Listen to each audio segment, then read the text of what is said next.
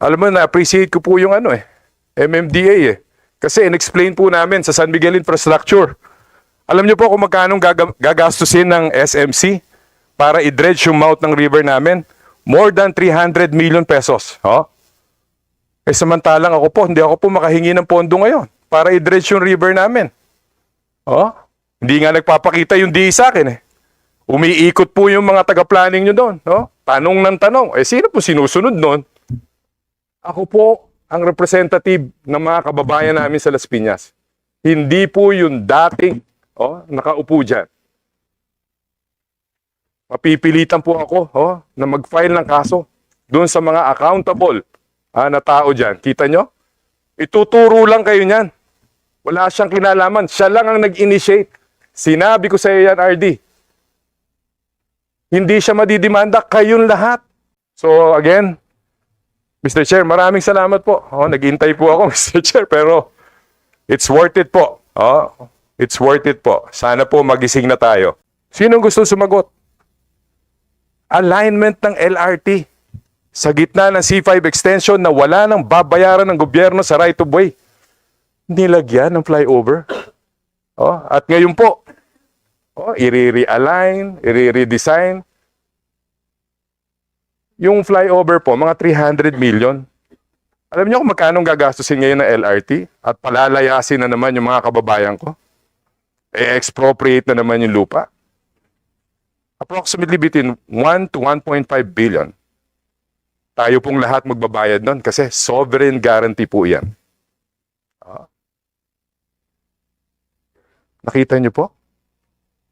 5 billion na River Drive project. Papunta lahat doon sa negosyo nila. Kitang-kita mo yung conflict of interest. Yung kalsadang pinapagawa nila ngayon. I'm telling you now. DPWH. Wala pong deed of donation. Wala pong expropriation. Alam mo sagot sa akin ni DE? GAA po yan. GAA daw. Kasi nag-imbestiga po ako dyan nung konsihal ako eh. At ngayon, yung baha doon sa C5 extension, yung ginawa yung phase 1, phase 2, phase 3, walang drainage system po yan hanggang ngayon. Sinimulan ko to, walang naniniwala sa paligid ko. So, we've heard the statement of Chairman Artes, and it seems na as legislators here, mukhang may problema ba yung charter natin sa MMDA, Mr. Chairman? Kasi sabi nung charter, as a former local official, I used to represent my mayor sa MMDA council meetings po. And before, ang coordination po ng MMDA, maayos naman po. And now, it seems that, paano ba sasabihin ko, nagturoan ba? O kailangan bang ayusin tayo as legislators? I-amend natin yung charter ng MMDA? O kailangan bang ibigay na natin sa MMDA ang flood control programs natin dito sa Metro Manila? But anyway, first of all, I would like to thank Chairman Artes. Buti ka pa, Chairman. Inimbita mo ko nung nag-press con kayo. Yung district engineer ko, hindi ko nakakausap hanggang ngayon. Matagal na yata. Hindi ko alam kung nandyan pa siya. Pero I was invited, Mr. Chair, by Chairman Artes as a former local official. Yung pong nag-volunteer po si Mr. Ramon Ang ng San Miguel Corporation. At umupo po sa amin ni Mayor April Aguilar para ayusin po, i-dredge po yung 2 main rivers namin sa Las Piñas. Ang DPWH po, instead na ayusin yung river namin, with due respect po sa inyo lahat dito, binanggit ko na po yan kay Secretary Bunoan. Hindi ko alam. Kasi yung nag-initiate yata ng mga programa na lagyan ng kalsada ang mga ilog sa Las Piñas at mga creeks. Paano nyo kaya sasagutin ngayon yun? Kasi wala na yung nag-initiate nun. Baka makasuhan kayo lahat niyan. Iniwan na kayo ni Mama Bear nyo. At hindi naman po ako masamang tao. Ang pinakamaganda po siguro, tibagin nyo na. Kung ayaw nyo, si chairman na ang sasabihan ko na tibagin nyo na yung mga creeks na bumaha sa Las Piñas nito, na hindi naman bumabaha yung mga lugar. I-identify. In fact, Mr. Chair, I invited the President to see for himself yung ginawa doon ng DPWH. Pero alam ko naman na sumunod lang kayo doon sa nag-initiate niyan. Pero i-correct natin yan. Magtulong-tulong tayo with MMDA. Alam niyo po, ituturo ko po sa inyo kung saan naipon yung mga box culvert na ginawa ninyo hanggang ngayon. Ginagawa pa rin. Tama. Sabi ko kay Secretary, tama na po. Pag umulan po na malakas, lubog na naman kami. Asan ang RD natin dito, Mr. Chair? Asan ang regional director natin dito? Sir, isang beses lang tayo nag-uusap sa telepono. Pero hindi na tayo nag-uusap ulit. At sinabi ko sa inyo na problema ang ginawa nyo. Under the Water Code, Presidential Decree 1067, bawal tayong maglagay ng kalsada ng structure sa ilog. 6 meters. 3 meters lang yung easement. Wala si Kong Lani dito. Tinira pa nila yung kabila ng Bacoor para maging 6 meters lang yung kalsada sa Las Piñas. Ano bang ginawa natin sa Las Piñas? Pag umulan po ulit, may namatay pong bata doon sa creek namin. Mr. Chair, with due respect po to this committee, pero sobra naman po kasi na.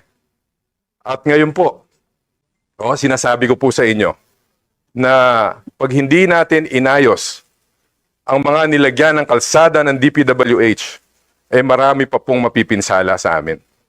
Imagine niyo po, I think more than a year ago, dahil po doon sa kalsada doon sa creek ng Las Piñas River, nagiba po yung buong perimeter wall ng Citadela Subdivision, wherein pumapasok po ngayon ang tubig doon. Hanggang liig po. Bakit po? Bakit po ginawa natin yon? I think we have to correct that.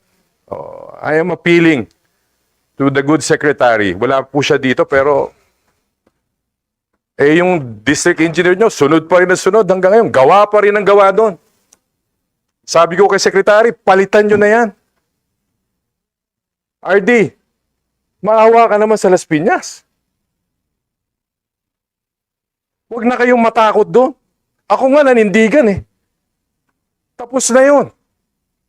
Ayusin na natin ang Las Piñas. Grabe. 5 bilyong proyekto. Papunta lahat doon sa mga negosyo nila. At ngayon, 450 million.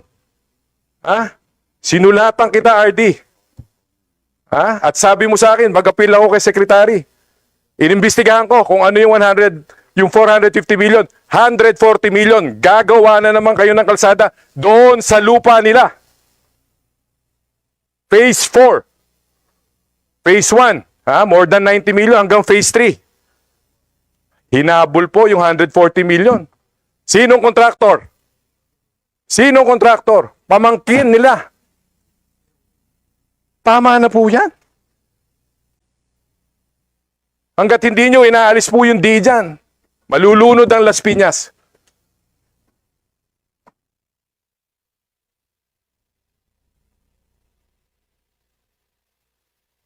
Mr. Chair, alam mo, na-appreciate ko po yung MMDA Kasi in-explain po namin sa San Miguel Infrastructure. Alam niyo po kung magkano gagastusin ng SMC para i-dredge yung mouth ng river namin? More than 300 million pesos. Samantalang hindi ako po makahingi ng pondo ngayon para i-dredge yung river namin. Hindi nga nagpapakita yung DE sa akin Umiikot po yung mga taga-planning nyo doon. Tanong ng tanong. Sino po sinusunod noon? Ako po ang representative ng mga kababayan namin sa Las Piñas. Hindi po yung dating nakaupo dyan. Mapipilitan po ako na mag-file ng kaso doon sa mga accountable na tao dyan. Kita nyo? Ituturo lang kayo niyan. Wala siyang kinalaman. Siya lang ang nag-initiate. Sinabi ko sa iyo yan, RD. Hindi siya madidimanda. Kayong lahat.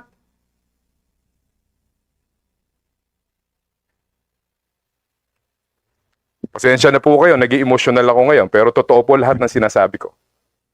And ako po, i-endorse ko yung Parañaque Spillway Project. Ha? Bakit? Kinontra na naman. Ha? Wala na po yun eh. Bakit takot na takot pa kayo hanggang ngayon? Yung po ang sosolve ng baha natin. Parañaque Spillway. Panahon pa ni Pangulong Ferdinand Marcos Sr. yan. Sino umawat? Siyempre, si Mama Bear na naman niya. 'Di ba? Hindi ko nasasabihin. Kilala ni Congressman Kimbo si Mama Bear. Pero anyway, pinapatawa ko lang po kayo.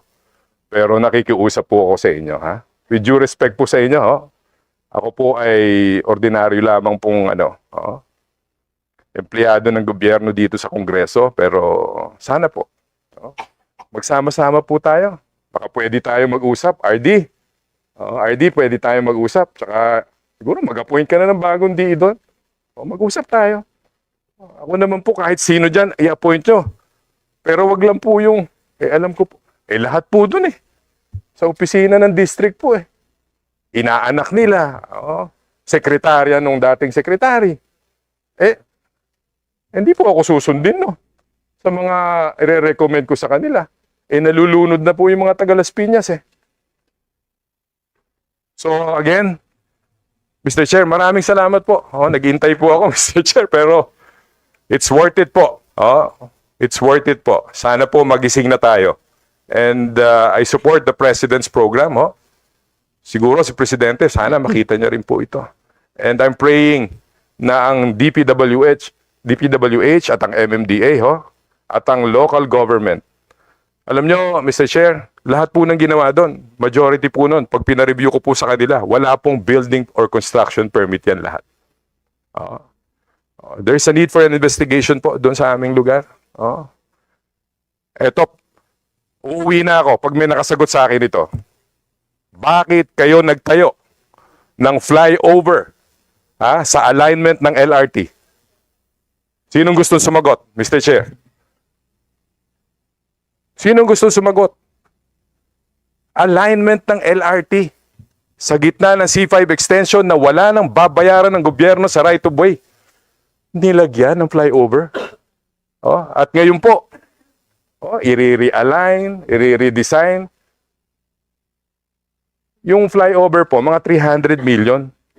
Alam niyo kung magkano gagastusin ngayon ng LRT? At palalayasin na naman yung mga kababayan ko? Expropriate na naman yung lupa? Approximately between 1 to 1.5 billion. Tayo pong lahat magbabayad nun kasi sovereign guarantee po yan. Nakita niyo po? 5 billion na River Drive project. Papunta lahat doon sa negosyo nila. Kitang-kita mo yung conflict of interest. Yung kalsadang pinapagawa nila ngayon. I'm telling you now. DPWH, wala pong deed of donation, wala pong expropriation. Alam mo sagot sa akin ni DE? GAA po yan. GAA daw. Kasi nag-imbestiga po ako dyan nung konsihal ako At ngayon, yung baha doon sa C5 extension, yung ginawa yung phase 1, phase 2, phase 3, walang drainage system po yan hanggang ngayon. Paano niyo po sasagutin sa akin yung lahat? Sa mga kababayan kong taga Las Piñas. There should be accountability, transparency. Maraming salamat, Mr. Chair. Thank you po. Thank you, Congressman Santos. Just one question. Are you ready to state who this Mama Bear is? I will not, Mr. Chair. Yes, I figured. I will not. In time, maybe. In due time. All right. But I think the people are very happy that the Mama Bear is not there anymore. So you can count on me, DPWH. I will support all your projects in Las Piñas. Gibain nyo lang yung mga obstruction sa waterway namin sa Las Piñas. Kahit hindi ko na po kausapin yung DE. Thank you, Mr. Chair. Okay, thank you, Congressman Santos. Ulatan ko lahat ng mga blanco